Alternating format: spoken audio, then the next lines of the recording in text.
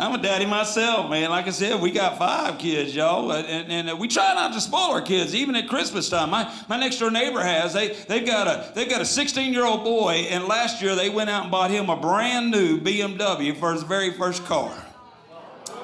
Yeah, I punched him for y'all. You do not give a 16-year-old child a $48,000 car. You do it like my daddy did. My daddy handed me a set of keys and goes, "Hey, boy, you get it started, it's yours." It was a 1966 Ford Galaxy 2-door hardtop my parents had bought 2 weeks before I was born.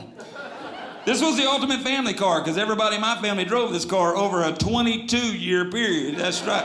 Mom and Daddy drove for the first 11 years. We still refer to those as the good years.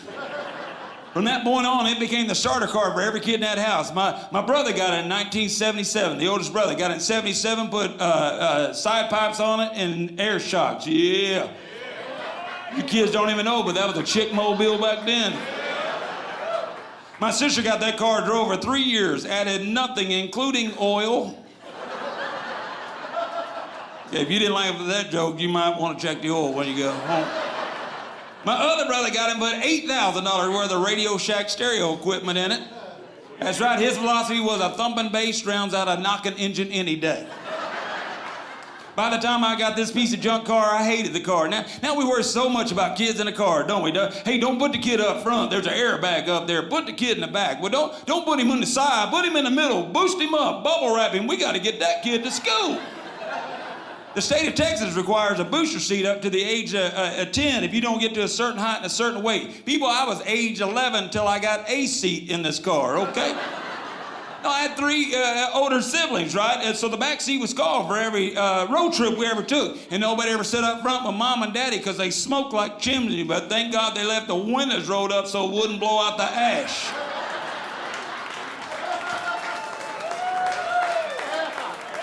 So I spent the first 10 years of my life riding in the back of a window, okay? Yeah, laid out. Still can't hear out of this year because that's where I had to hear Paul Harvey's The Rest of the Story. Every year, this side of my face gets sunburned, y'all, just that side. That's right, I was the first multicultural child in our school. Don't laugh, they used to call me Neapolitan. By the time I got this piece of junk car, I hated it. Now we worry about so much about teaching the kid how to drive, right? 10 and 2, no texting, no driving, 10 and 2. Well, you could 10 in this car, but 2 had to hold up the headliner, okay? That's right, and this car smoked more on the inside than it did on the outside. It sure did.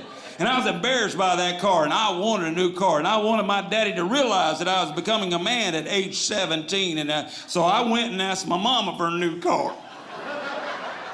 He said, "If you want a new car, go talk to your daddy." I said, "Where is he?" She says, "I believe he's outside working on your car." I said, "I believe I'll wait for him." Remember like it yesterday, y'all. I'm laying on the couch. I'm watching MTV. Now, this is back when MTV only played music videos. And the only way you got on television back then is you had to have some talent, right? Yeah, and I'm just sitting there and I'm doing the Rubik's Cube. Okay, so I'm taking off the stickers and I'm putting them in order. Daddy walks in, sweat dripping off him, knuckles scraped up, come in, and my dad's a bear of a man, come in and said, "Boy, you need to come outside and help me with your car." I stood up and I said, "Look, if you think I'm gonna go work on that piece of junk one more time because you just can't go get me a good car, you got another thing coming there."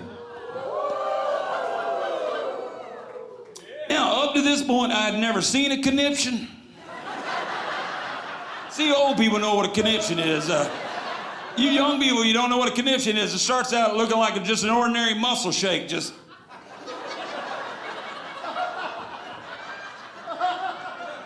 And I noticed my daddy's hand came up and his crux duckman is shaking and pointing at me, and I can't tell you what my daddy said that day because this is a Christmas special, but my daddy developed Tourette's syndrome in the living room, just... "Mama, did you hear the little lazy sitting on a high?" And my mama goes, "Run, honey, run!" And I ran down the street and I ran to a porch light. When I got to the light, it wasn't a light, it was Jesus. And he looked at me and I looked at him and he said, "Well, how's your mama?"